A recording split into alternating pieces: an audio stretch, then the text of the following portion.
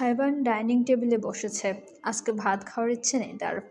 সারা সকাল বাইরে ছিল। পিৎজা অর্ডার করেছে সে, সঙ্গে বিশাল বড় কলা। গ্লাসে কলা ঢেলে আঙুল মটকে আয়েশ করে যখন পিৎজায় কামড় বসাবে, ঠিক তখনই বাড়ির ভেতর ঢুকলো ইরাম। সাইবান নিজের জায়গায় জমে গেল। ড্যাব ড্যাব করে চেয়ে রইল, কারণ ইরামকে মোটো স্বাভাবিক দেখাচ্ছে না। চোখের দৃষ্টি ভীষণ উদ্ভ্রান্ত মেয়েটার, কেমন যেন ধোঁয়াশা চোখের মাঝে। শান্ত নির্মল মুখটায় গাঢ় আধার, চলনে তীক্ষ্ণতা, শাড়ি পরা সত্ত্বেও বিন্দুমাত্র কমলতা নেই। হনহন করে হেঁটে আসছে সে, ঘূর্ণিঝড় হয়ে। সাইবানের ভুরু উঁচু হলো। তবে সে আর কিছুই করার সুযোগ পেল না। হাতের ম্যাকবুকের ব্যাগটা এরম ঠাস করে টেবিলের উপর রাখলো। তারপরে এগিয়ে এসে হুট করে সাইবানের শার্টের কলার টেনে ধরল। একটা মেয়ের গায়ে এত শক্তি থাকতে পারে, সাইবানা যে ইরামকে না অনুভব করলে কোনোদিন হয়তো টেরই পেত না।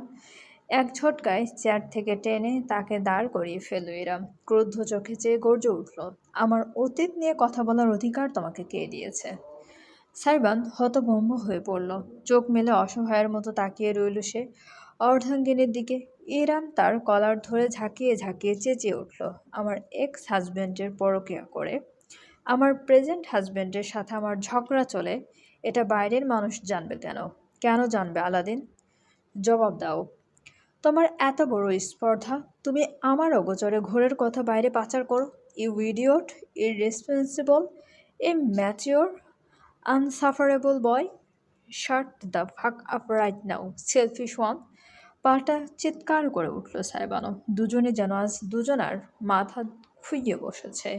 এরম তাও যা গলা নিচে রেখেছিল, সাইবান একটু নিয়ন্ত্রণে রাখল না। তার পুরুষালী ধমকের আওয়াজে কিচেন থেকে সুগন্ধা ছুটে এলো। ইজানকে সবে ঘুম পাড়াতে সক্ষম হওয়া সারিকাও দৌড়ে এলো। স্বামী আজ বাড়িতে ছিলেন। তিনি এমনকি সব সময় আড়ালে থাকা আহমদ অবধিও নিজের রুমের নির্বাসন ত্যাগ করে হল রুমে চলে এলেন। ইরাম সবাইকে আশেপাশে দেখে আঙ্গুল তুলে সাইবানকে শাসালো, গলা নিচে, একদম নিচে। সাইবানের হাত খপ করে ধরে ফেলল সে। উদ্দেশ্য স্বামীকে টেনে বেডরুমে নিয়ে যাওয়া। সকলের সামনে এসব বলতে ইচ্ছুক নয় সে, না তো ইচ্ছুক পশুর মতন ঝগড়া করতে। কিন্তু সাইবান আজ বোধ খুইয়ে বসেছে। এতদিন যাবৎ তার সঙ্গে কথা না বলা, অভিমান করে থাকা, পর্যাপ্ত আগ্রহ এবং যত্নের অভাবে তার মানসিক অবস্থা সম্পূর্ণ ভেঙে পড়েছে। ঝটকা দিয়ে নিজের হাত ছাড়িয়ে নিল সে। পাল্টা হুঙ্কার দিয়ে ইরামকে সে বলল, মা লাগেন আমার? হ্যাঁ, মা লাগেন আপনি আমার। আমি আপনার বাচ্চা। যখন ইচ্ছা যেখানে ইচ্ছা আপনি আমার মাথার উপর ফাটবেন, আর আমি চুপচাপ দেখে যাব, তাই ভাবেন আপনি? ও, তাহলে তুমি সারা বাড়ির মানুষকে শোনাতে চাও? সেটাই তো তোমার স্বভাব। সমাজে কথা ছড়াতে পারো, আর বাড়িতে ছড়াবে না? ছড়িয়েছি, বেশ করেছি। আপনার নামে আরও কিছু ছড়ানো উচিত। পাগল হয়ে গিয়েছিস তুই? সামিয়া ছুটে যেতে চাইলেন ছেলে বউয়ের মাঝখানে, কিন্তু সারিকা মাকে চেপে ধরল। ওদের সমস্যায় ইন্টারফেয়ার করো না। আজকে ফেটেছে যখন ফাটতে দাও। সত্যি বলুক অন্তত একে অপরকে। সামিয়া মেয়ের বাহুর মাঝে হতবাক হয়ে দেখতে লাগলেন কাণ্ড। অসহায়ের মতো পাত্তাও দেয়নি ইরাম কিংবা সাইবানের কেউই। উভয়ই একে অপরের ক্রোধে ডুবে আছে। তোমার সমস্যাটা কোথায় আলাদিন? আমি তোমার কোনো পাকা ধানে মই দিয়েছি? আমাকে মানুষের সামনে নিজ প্রমাণ করে তুমি কি পাও? ঠিক কে যে ঠিক যে কথাগুলো আমি তোমাকে বলেছি, আজই সেগুলোর প্রমাণ পাওয়া গিয়েছে। তুমি বোঝো না, দুধ খাওয়া শিশু তুমি। আমাদের দাম্পত্য জীবনের গোপন কথা তোমার মেয়ে বান্ধবী কেন জানবে? কিসের পরামর্শ দরকার তোমার? বাসায় মা বোনকে যে কথা বলতে পারোনি, সেই কথা বলতে গিয়েছো বান্ধবীকে। আর আমি তোমাকে সন্দেহ করলেই দোষ। মাথায় রক্ত চড়ে গেল সাইবানের। শটান করে ঘুষি হাঁকালো সে। আঁতকে উঠল সবাই। সবাই এই বুঝি ইরাম আঘাত পায়, অথচ সাইবানের ঘুষিটা গিয়ে লাগলো সিঁড়ির রেলিংয়ে। চামড়া ফেটে রক্ত গড়াতে লাগলো। দাঁত কিরমির করলো সে। দুপাশের তীক্ষ্ণ সুচালো হাতজোড়া বেরিয়ে এলো। তার সুদর্শন চেহারা হয়ে উঠল পাশবিক। সন্দেহ, সন্দেহ, সন্দেহ। I am fucking tired of this. সাইবারের চোখ জোড়াও বুঝি লালচে হয়ে উঠেছে। ঘর ঘর শব্দ বেরোচ্ছে তার গলা থেকে। ইরামের সামনে বুঝি কোনো পশুই দাঁড়িয়ে আছে। আমি আপনার কাছে চকলেটের মোড়ক, যাকে চেটে ফেলে দেওয়া হয় ডাস্টবিনে। অন্যের বেলায় চোখে ঠুলি পড়ে থাকেন, আর আমার বেলায় অনুবীক্ষণের নিচে ফেলে মাপেন। আপনি এত স্বার্থপর কেন ইরাম আবু? ইরাম জবাব দিতে পারল না। স্তব্ধ হয়ে দাঁড়িয়ে রইল। সাইবানাস থেমে নেই। সে ভেতরে সব কিছু উগড়ে দিচ্ছে। সত্যি কথা কি জানেন? আমি আপনার মতন স্বার্থপর মানুষ জীবনে দুটো দেখেনি। আমার বান্ধবীর কথা বলছেন, তিতলি? আরে ও তো আমার জীবনে এমন সময় আমার পাশে ছিল যখন আপনার টিকিটাও খুঁজে পাওয়া যায়নি।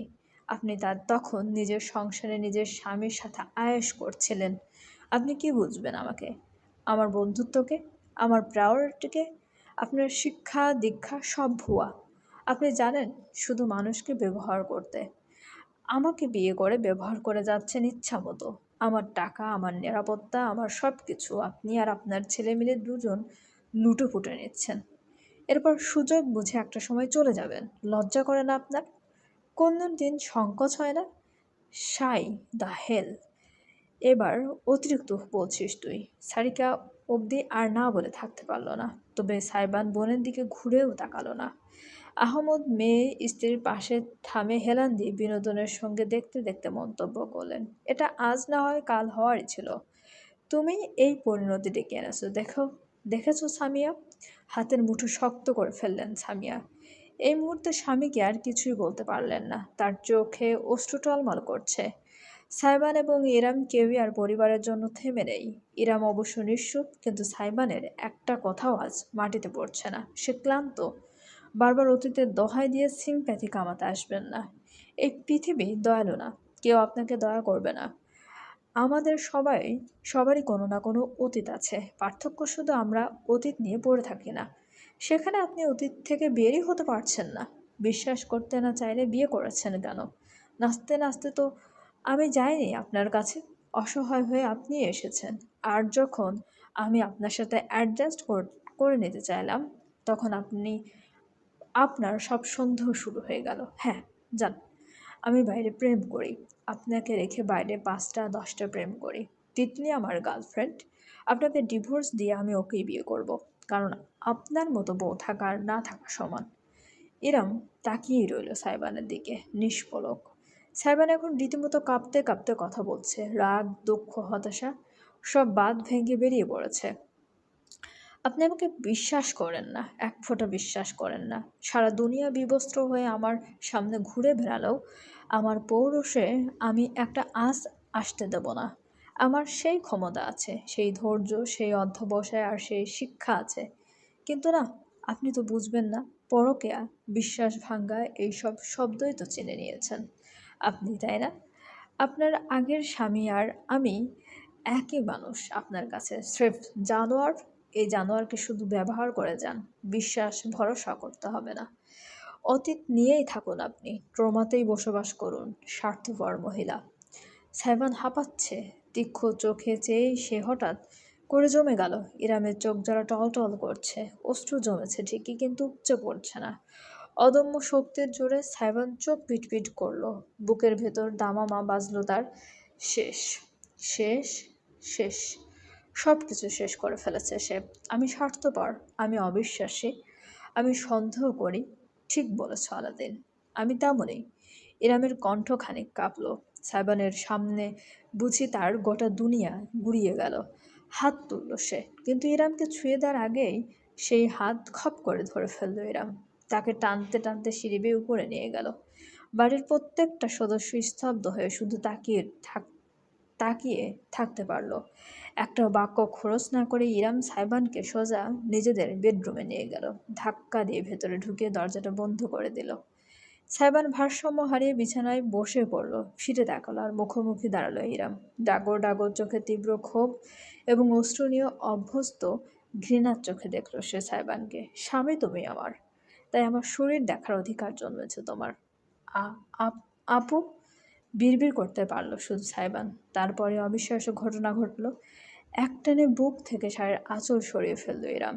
জিপার খুলে ঢিলে করে ফেলল ব্লাউজ। সাইবান ঝট করে দৃষ্টি সরিয়ে চোখ বুজে ফেলল। The hell you are doing? আমার দিকে তাকাও আলাদিন।